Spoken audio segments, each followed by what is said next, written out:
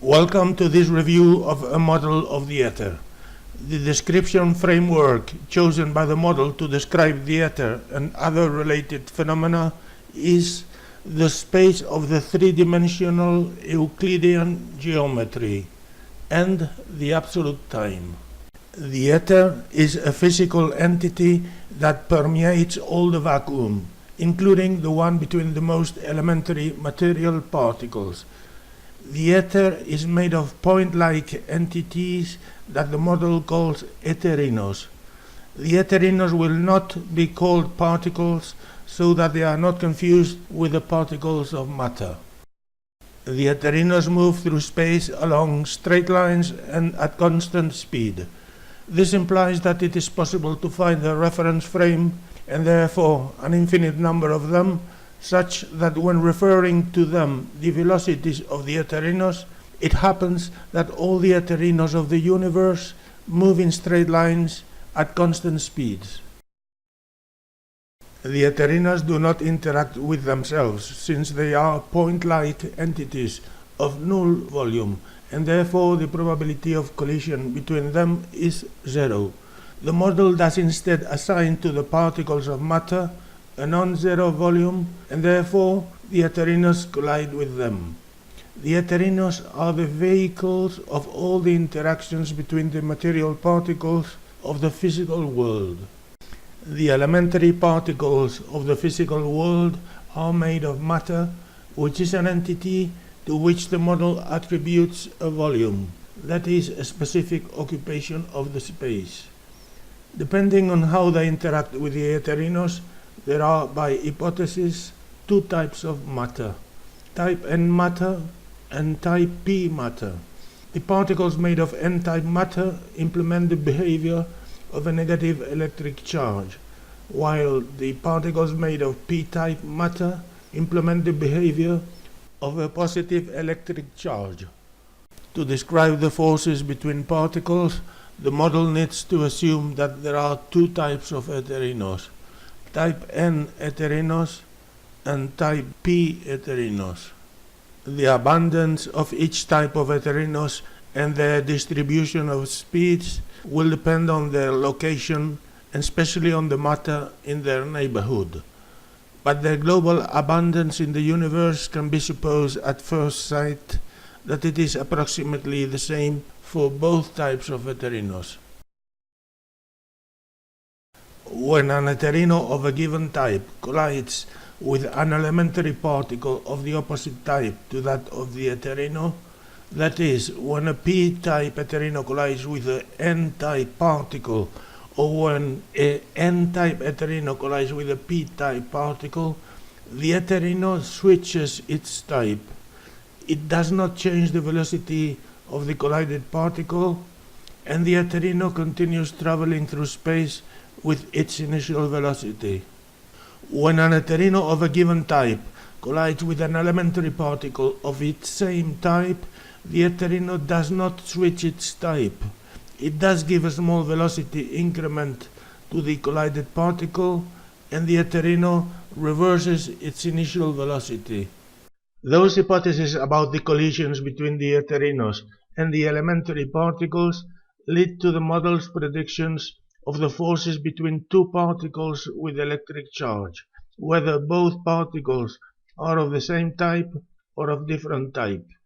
Mainstream physics says that two particles have the same type of electric charge, where the model would say that the particles are of the same type of matter.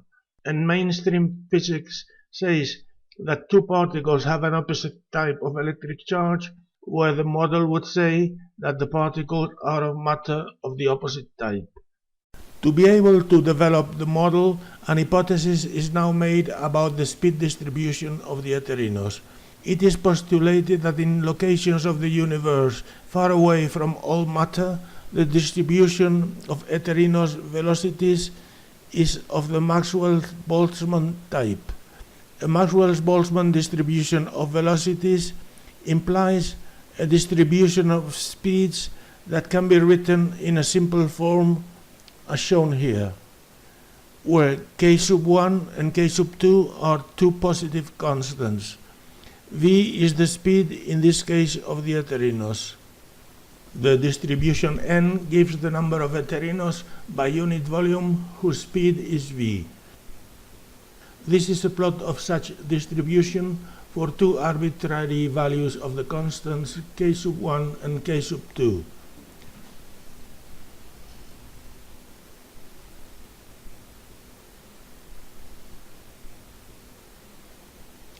As usual, the word velocity designates a vector with its modulus and direction, while the word speed, scalar, designates the modulus of the velocity vector.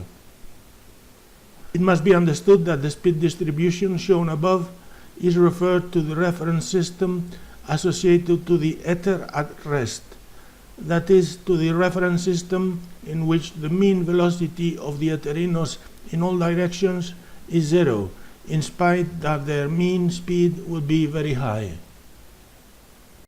The elementary etherical impulse suffered by a material particle when collided by a neutrino of the same type to that of the particle is defined as the product of the velocity of the neutrino relative to the particle by a constant that will be called h sub 1. The model defines the concept of force suffered by a material particle as the ratio of the net etherical impulse received by the particle in a small time interval delta t to such time interval. By net etherical impulse, it is understood the vector sum of all the pertinent impulses suffered by the particle. Therefore, supposing that the particle receives n elementary impulses during the time interval delta t, an expression of the force suffered by the particle is shown in expression number 2.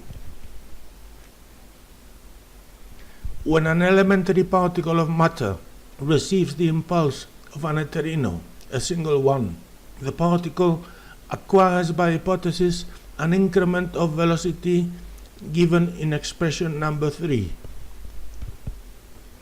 where mu sub p is a constant specific of the impulse particle that can be called its inertial mass.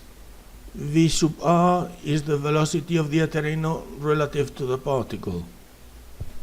According to the hypothesis and to the definition of force, equation 4 follows, where a is the acceleration, that is the net increment of velocity by unit time, of the elementary particle. The expression number 4 is Newton's second law for an elementary particle.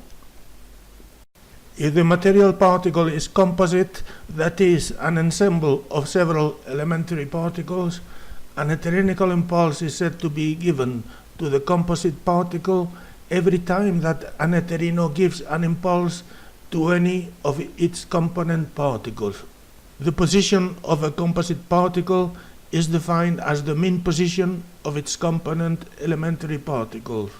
This implies that the velocity of a composite particle, that of its position defined above, is the mean velocity of its component particles, and that therefore the velocity increment suffered by a composite particle is the mean velocity increment of its component elementary particles, and therefore the acceleration suffered by a composite particle is the mean acceleration of its component particles. Two examples of Newton's second law are shown.